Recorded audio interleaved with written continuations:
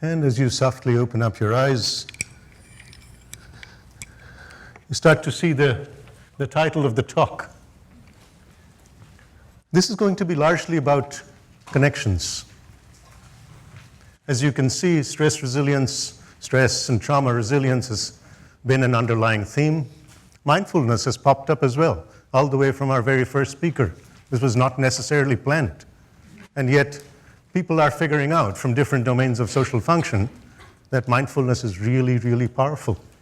It can complement, enhance, enable all of the things that we're doing in these areas. And finally, this idea of organizational excellence.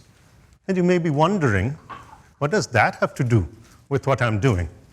And so this will be a bit of an exploration. Just as we are a pretty complex organization, each one of us. Think of our physical body, multiple systems interacting in complex ways, whether it's the respiratory, the cardiovascular, the nervous, the endocrine, the immune. Then there is the interactions between body and emotions and brain. And so this whole mind-body complex is a very interesting, complex organization. And yet most of us are in multiple organizations simultaneously. There is an intimate connection between the personal and the interpersonal. Stress resilience is involving both. Yes, we've got ourselves, our relationships with self, relationships with families and community. We've got schools and classrooms, community organizations, businesses, public agencies, governments, you name it, layer upon layer upon layer of organizational structures that we find ourselves in.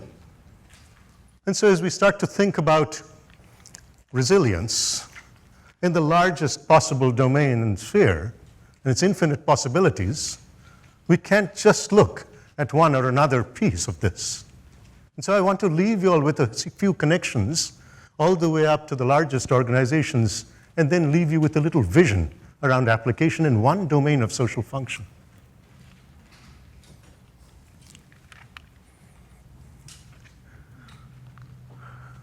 This little picture gives you a sense of individuals interconnected. We're going to look at a few folks that have been studying organizational excellence for decades. Peter Senge, who's been involved at MIT in management, looking at all kinds of organizations for many, many years, gives us something interesting to think about as the future of our organizations. A new set of assumptions grounded in the reality that all businesses, education, government, civic institutions are interdependent and interconnected. Let's just stop for a moment and think about those implications.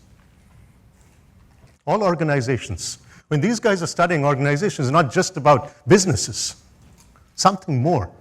A business cannot thrive without that sense of interconnections if you are indeed going to make that organization not just good, but great.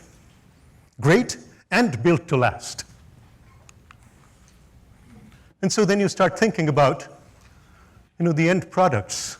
What are the metrics of success? What are we really after? We glibly talk about the bottom line, but there are multiple bottom lines, right? Profit in some ways, or sustainability, the financial dimension, is just one bottom line. But then there's the social dimension. Individuals make up organizations. If an organization is going to be optimal, it has to also look at that bottom line. Then there's the planet, the environment. Here we are, destroying the planet at such a fast pace that we're not even sure if it'll last another 50 years. And how can we afford to build organizations that aren't taking on the environmental dimension? And finally, purpose. These 4 Ps: profit, people, planet, purpose. And there the essence gets a little more subtle. It's about meaning. It's about value. You ask highly successful people and what they're striving for in their work, it is meaning. It is value. It's for all of us. It's an intuitive, essential, foundational need to find purpose and meaning and value in what we're trying to do. And of course, that has an interesting impact on the people that make up organizations. And so, again, Peter Sankey, Jim Collins, these are people who've been looking at thousands of organizations for decades. What are they talking about when they say, this indeed makes for an excellent organization? And I'm just asking you to mull over these, to think about how that relates to the organizations that each one of us is embedded in. And so systems thinking, interconnectedness, interdependence, optimization over all of these quadruple bottom lines. A shared vision. Again, you need visionary leadership to be able to build great organizations. Alignment. Each one of us knows that if indeed your passion and your capability align, you just fly. How do you make that happen in a system structure? Because we talk glibly about, oh yes, individuals, but then there's also system change. But we know that, as Gandhi quietly reminds us, that you need to be the change you wish to see in the world. To see in all of the organizations that we're embedded in. And the operative word here then isn't change, but it is being, the embodying of that change. And then leadership and culture of discipline, people, thought, action. And so we'll take just a couple of these and explore this a tad bit more. What does it mean to have this idea of alignment? There's, again, multiple dimensions. The personal, the professional, the organizational, the global, just like those quadruple bottom lines. And so then you come to this idea of how are we doing what we are doing? Often the focus so much is on the what. And yet, this idea of purpose, that quadruple bottom line's last P, is all about how. And so you've probably heard of the anecdote of a guy walking down a street, and there are 3 people breaking bricks. 3 different stations of brick breaking. And so he asked the first guy, what are you doing? Don't you see, I'm breaking bricks. He walks a little further, it's the second guy, second station. What are you doing? Well, I'm erecting a wall. And then goes a little further, and the third guy says, I'm building a cathedral. That is all about shifting the perspective on what we are doing to how and why. And so let's look at great leadership. Many qualities that we know, we care about. Modeling the way, authenticity. We talk about inspiring a shared vision. Not just having a vision, but being able to share it articulately, and then inspiring others to follow that vision, to get excited about it. But see, again, how it boils down.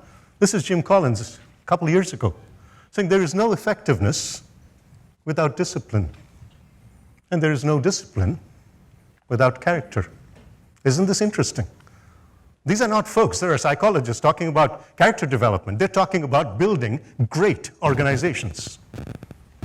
And then comes the next point, that great leadership begins first with character, because leadership is primarily a function of who we are, not so much what we do, because one drives the other. Makes sense, right? And so then you start to think about organizational excellence, perhaps, in another way. There's 3 parts to pretty much every organization. Again, 3 Ps: people, process, and product. And here is William James, the father of Western psychology, 120 years ago, telling us something quite interesting, that the faculty of voluntarily bringing back a wandering attention over and over again is the very root of judgment, of character, and of will. This is an essential definition of mindfulness, voluntarily bringing back an attention over and over again. Mind wanders to past, to future. You've heard this throughout the day. Voluntarily bringing it back is like mental training. Just like physical training, endurance training, weightlifting, you have to keep doing that if you're going to be prepared to build the greatest organizations of the next century. And so you see a mapping between these 3 Ps and William James's 3 key outputs, if you will, results of mindfulness. People need to have character. Go back to the previous slide. Character, discipline requires character. Character builds greatness. The process requires a will, an indomitable will that builds allegiance to process. When you have designed optimal processes, you also need that allegiance. And then product requires that capability to look through multiple trade-offs to basically build in optimality in the decisions that you make. It requires discernment. And so you start to see a very natural result of mindfulness practice in these multiple domains of organizational excellence. And then, of course, you think about leadership qualities, right? And here we are. We kind of know what they are. Authenticity, alignment, innovation, creativity, all of those. How do we systematically build all of this? And what are the impacts of the reality of our lives? Just a quick show of hands. How many of you are pretty regularly stressed out? Yeah, just hold those hands up for a moment. And how many of you are around people who are regularly stressed out? Good. Now look around the room. And you'll see pretty much every hand is up. This happens across the country, across the globe, as I go out to talk. And so we need to understand, with all of the stuff that you've been hearing all day, think about the big impacts of chronic stress. And when I say stress, I mean traumatic stress and post-traumatic stress as well. These are the impacts. In the latest research in neuroscience, that your ability to hold attention is messed up. Your ability to regulate your emotions is messed up. Your ability to cope in healthy ways is messed up. Your ability to feel that connection with another, to attune yourself to another's joy and sorrow, that shred of empathy gets frayed. And that's what happens with getting our brains saturated with chronic stress and traumatic stress and so on. The reality, the ubiquitous reality of our lives. And of course, you quickly start to see how that impacts our leadership capabilities. And each one of us, let's not kid ourselves, is a leader in our own way. The best organizations, as Peter will remind us, is learning organizations. And leadership is percolating throughout at every level. And so attention control, the seat of creativity, emotional regulation, affecting everything we do, the ability to cope versus crumble, a key capability. And finally, that sense of interconnectedness and interdependence, that is, of course, essential at the individual level and the social level, as it is for the organizational level, the future organization, as Peter writes about. And so then what's the way out? How do you systematically develop stress resilience? Many hints have been given to you throughout the day. And so, just a model, again, looking at 3 strands of research. Neuroscience says, be mindful. Trauma research says, move. You hold your issues in your tissues. There's no way out of it. And then somatic psychology says, integrate. What are we integrating? As an old computer scientist, when I first read Pat Ogden's book, and it said, you know, an optimal approach to information processing is the integration of the cognitive, the emotional, and the kinesthetic. It felt so great to see that, which of course neuroscientists and such are talking about vertical integration between body and emotions and mind, but it absolutely makes sense, right? We process information not just through the prefrontal cortex. As you've heard throughout the day, if you've got any nugget at all, it is that we're processing, information throughout every bit of our beings, right down to our DNA. And stress resilience is indeed that vitally important in this day and age.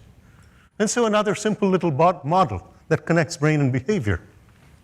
The idea that our environmental stressors, whether internal or external, impacting our brains, affecting behavior, and yet there's a whole class of practices, call them mindfulness practices, dynamic mindfulness practices, or trauma-informed mindfulness practices, transformative practices, doesn't matter what you call it.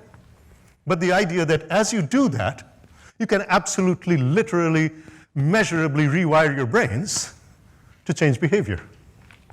Neuroplasticity is perhaps the biggest gift that we have and the brightest ray of hope that we have. That even with all the lack of secure attachment and all the chaos in our environments and all the stressors, that yes, we can indeed indulge in some practices with some hint of regularity that can literally rewire our brains and change our behavior.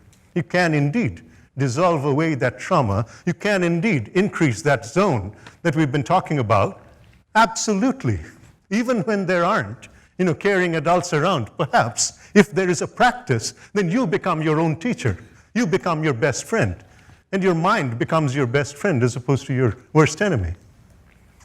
And now, how does that map to an organization?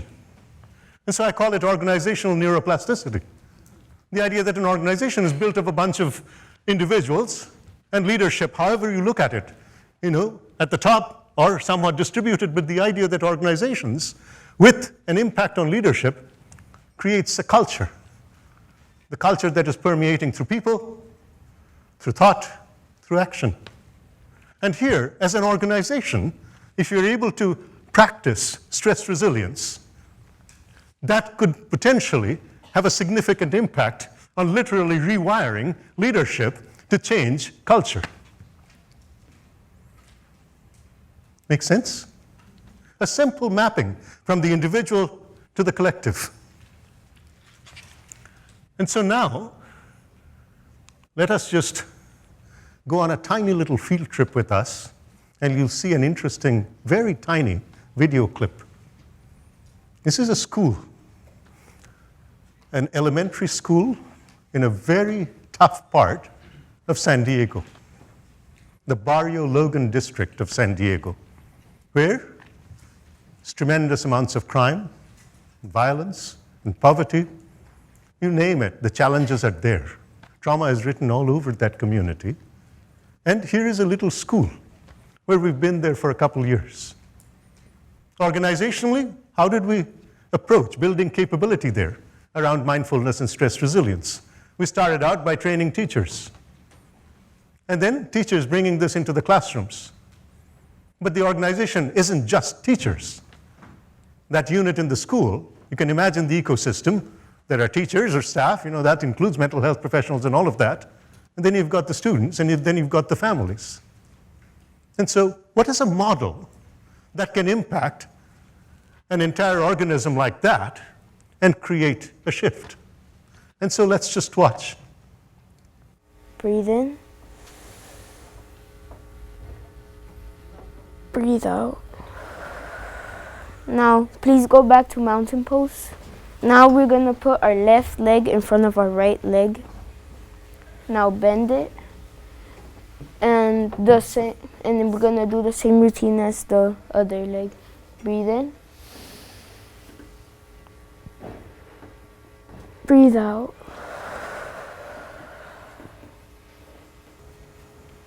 Breathe in. Breathe out. Now everybody may go to mountain pose, and before we sit down, we're gonna end our mindfulness practice with 3 deep breaths. Breathe in. Breathe out. Breathe in. Breathe out. You see the possibilities of leadership, right? Who is the leader here in the school? Here are these little 4th graders that are leading their colleagues. You've got peer leaders, peer educators. They are actually making sure that their teachers, the adults around them, are doing the practice. Their parents are starting to practice. Their siblings at home are trying to practice. And all of a sudden, you've created a situation where the entire ecosystem is starting to get these practices, and the leadership is completely distributed. And so let's just stop for a moment and visualize the possibilities. A grand unifying vision. What if every child was taught stress resilience? Could we change the world? You remember Archimedes, right? That crazy scientist who's saying, give me a lever that's long enough, I'll move the world. That takes guts. That takes vision. And so, here is a vision. That requires multiple organizations to kick in to be able to make this happen. And so just think about how we could go about it. Superintendent Wilson threw together the social emotional learning competencies. That yes, you need self-awareness, which shows up in the dynamic mindfulness wheel as well. You need self-management and responsible decision-making. They map elegantly to self-regulation. That seems to make sense. You've got healthy relationships. That maps beautifully to social awareness and relationship skills. And yet there are two interesting differences, perhaps, between these two wheels. One is that stress resilience is in one and missing in the other. Where do you start this practice? A kid takes another kid's toy and you start a conversation, and yet Antonia just reminded us the dorsolateral part of the prefrontal cortex doesn't connect to the amygdala. So no amount of talking is necessarily going to resolve that conflict. You need to do something more. And so, stress resilience. Work on the brain of the individual as well as on the brains of the leadership in an organization. And then the other piece is, where do you start? There is directionality in this mindfulness wheel on the left. Start with stress resilience, build a bit of self-awareness. Essence of which is, I feel sad, I am sad. Massive difference between the two. When I say I am sad, you are less self-aware because you are getting absorbed in a powerful emotion. And when you're able to feel it and articulate it, that this is a feeling. I feel sad. You're not sweeping it under the rug. But you have put a little distance between you, the owner of the feeling, and the feeling itself. That's powerful. And then from there you build self-regulation, where you have some semblance of control over the response, as opposed to merely reacting. And finally, the healthy relationships piece, the interpersonal piece that naturally comes up. And so one example, the conversation with David and Lynette, talking about the school-to-prison pipeline. But if you're really going to get this practice to every child, and we're just taking the US as an example, just with those pieces of data, just look at this. It's no mystery. We've got 60 million students, 4 million teachers, 130,000 schools. That's the challenge before us, if you're going to get it to an entire generation of school-going children. What is the cost? A cheap public education right now costs about $10,000 a kid, and that's a $600 billion investment. With something like dynamic mindfulness, Antonia said it, others said it, something that you can do, anyone can do anytime, anywhere. What is the cost? Even with teachers involved and organizations involved, we're down to about $20 per student. Instead of $10,000 per student, $10,000 per school. And then you multiply the numbers out, you're talking about $1.2 billion. What does that really mean? That if you're looking at the entire cost of public education, it's a sliver that's a fraction of 1%. And then, if indeed you have to convince policymakers to go for this, that is why I was nudging David and others to think about policy implications of this work. Often it comes out about a conversation around resources. God, we don't have enough resources. That's as much true of budgets at the county level, the state, or the federal level, as it is true of resources for our finite, fragile little planet. And so we try to look at possibly a return on investment. As you know the numbers, 1.5 million, 1.2 million kids, all these numbers have been worked through. And then just look. If you can change graduation rates by 1%, you can get your money back 200%. If you can change the graduation rate by 10%, you get your money back 2,000%. How many of you would change your investments if indeed you could get that kind of return? Right? And so that needs to become the conversation. What would it take for our policymakers to realize that we'd be stupid not to be investing in something like this with such phenomenal rate of return? And so we close with this last slide with possibilities. This is a lovely little photo that was taken in April down there when Wendy went out there, where these kids that were teaching their peers, it was an all-school function, and there, as you can see, there are a whole bunch of kids, there are parents, there are staff, it's like several hundred people, and these kids are leading everyone in this practice. And so I leave you with a dream. What if most of us were able to practice mindfulness most of the time? What would this world look like, possibly in one generation? You see, Mother Teresa reminds us to be a little humble in all of this. Yes, how much is each of our capabilities? That is true. And yet, you know, if each of us were like a little pebble of mindfulness dropping into the still waters of a lake, the ripples could extend to the very ends of the universe. Such is the promise of the practice. One pebble of mindfulness at a time, one drop at a time, one ripple at a time. Thank you.